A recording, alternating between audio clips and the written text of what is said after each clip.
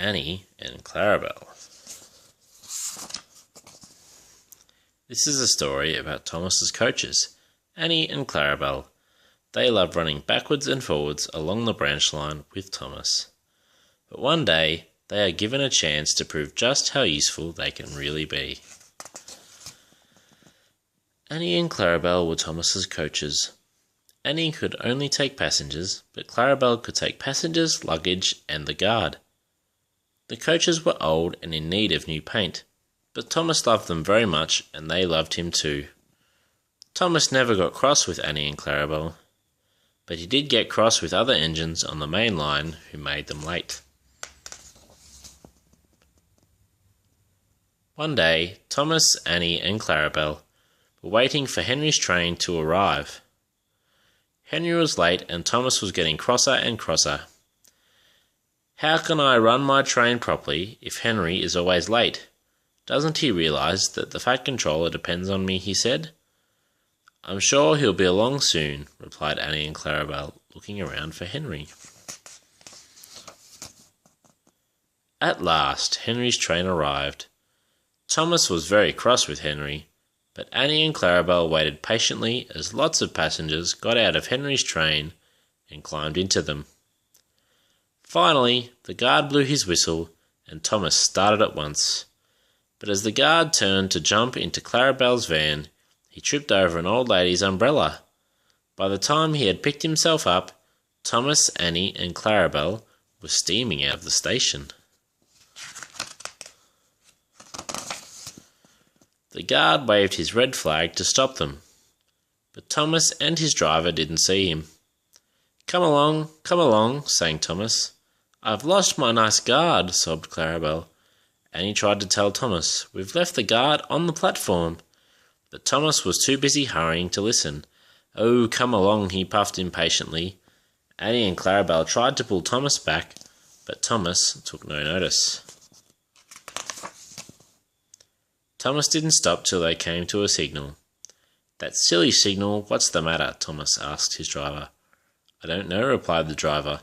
"The guard will tell us in a minute." They waited and waited, but the guard didn't come. "Peep, peep, peep, peep." "Where's the guard?" whistled Thomas. "We tried to tell you, we've left him behind," sobbed Annie and Clarabel. Thomas looked back along the line, and there was the guard, running as fast as he could.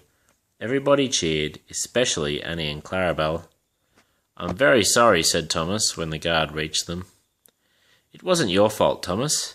It was the old lady's umbrella," said the guard, catching his breath. "The signal is down. Let's make up for lost time."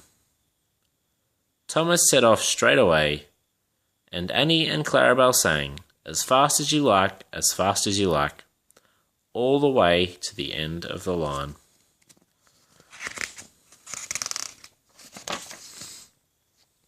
A few days later, Thomas was ill and the big station couldn't make him better.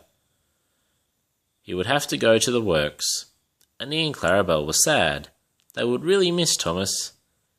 Duck came to the station to help while Thomas was away. He was very gentle with Annie and Clarabel, and they liked Duck very much. "He is so calm, with such nice manners," they told each other. "It really is a pleasure to go out with him."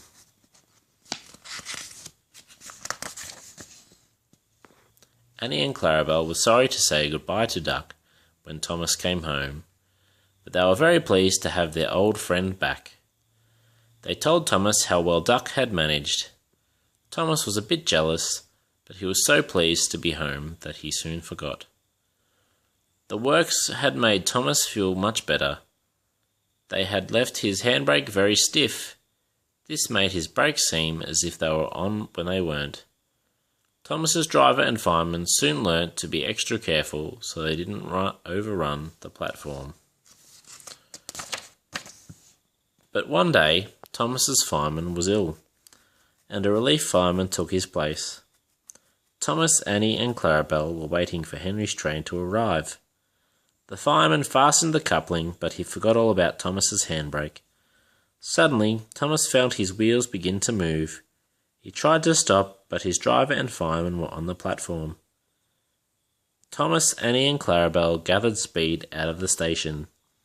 "Stop, stop!" screeched Annie and Clarabel, but Thomas kept on going.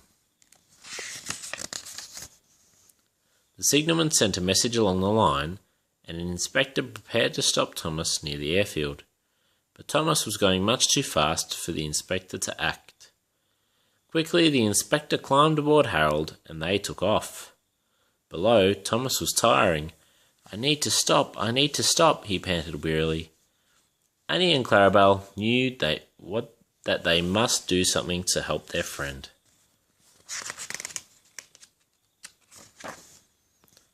The coaches remembered how calm Duck was when they worked with him. They must be just as calm and steady now. Annie and Clarabel pulled back as they went uphill and managed to slow poor Thomas down. As they neared the next station, they saw Harold land and the inspector run towards the platform.